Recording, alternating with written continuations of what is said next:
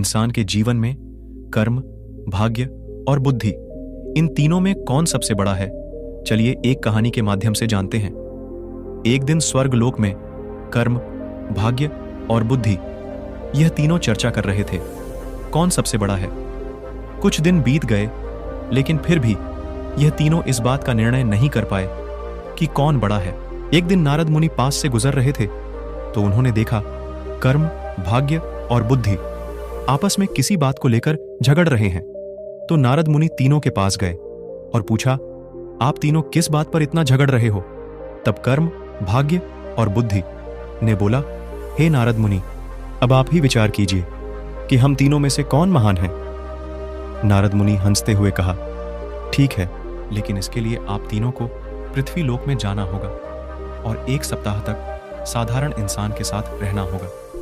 आप तीनों में से जिसके प्रभाव से उस इंसान का भला होगा, उसी को महान घोषित किया जाएगा।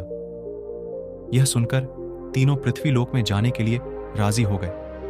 जब तीनों पृथ्वी लोक में आए तो उन्होंने जंगल में एक गरीब इंसान को पेड़ काटते हुए देखा। उन तीनों को लगा यही सही इंसान है जिसके शरीर में प्रवेश कर कर हम अपनी महानता सिद्ध कर सकते हैं।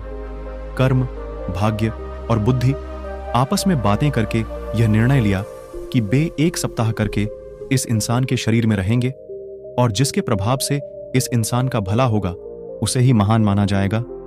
कर्म बोला, सबसे पहले मैं जाऊंगा और उस इंसान का भला करूंगा।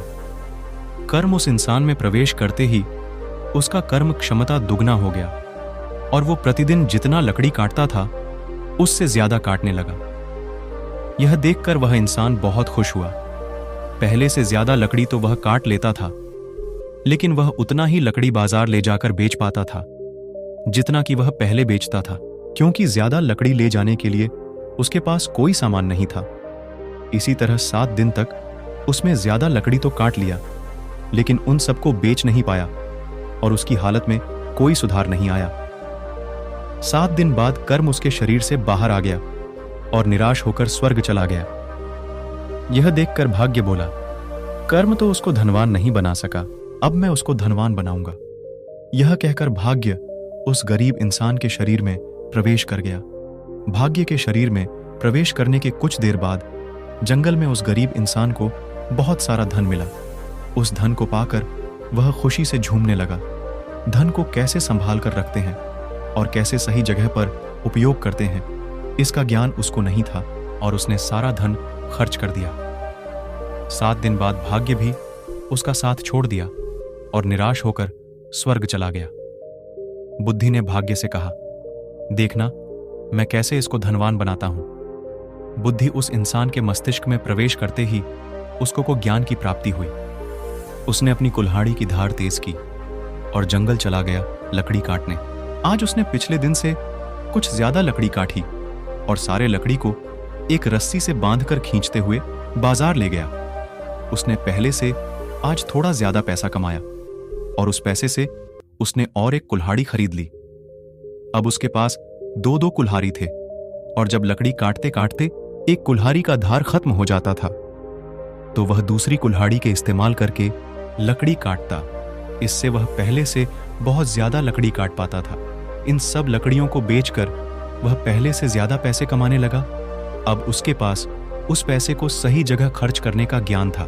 देखते देखते 7 दिन में ज्ञान की मदद से उसने बहुत पैसे कमा लिया। 7 दिन बाद बुद्धि का समय खत्म हुआ और वह वापस स्वर्ग चला गया। स्वर्ग में जाकर बुद्धि, कर्म और भाग्य से बात कर ही रहा था। उसी समय नारद मुनि उनके पास आए और पूछा, आप लोग धरती पर गए थे क्या? तब कर्म, बुद्धि और भाग्य नारद मुनि से कहते हैं, जी हां, हम लोग धरती पर गए थे। और साथ ही कर्म और भाग्य नारद मुनि से कहते हैं, हे नारद मुनि, बुद्धि ही महान है। साथियों, हमारी ये कहानी कैसी लगी कमेंट बॉक्स में जरूर बताएं और चैनल को सब्सक्राइब कर लें।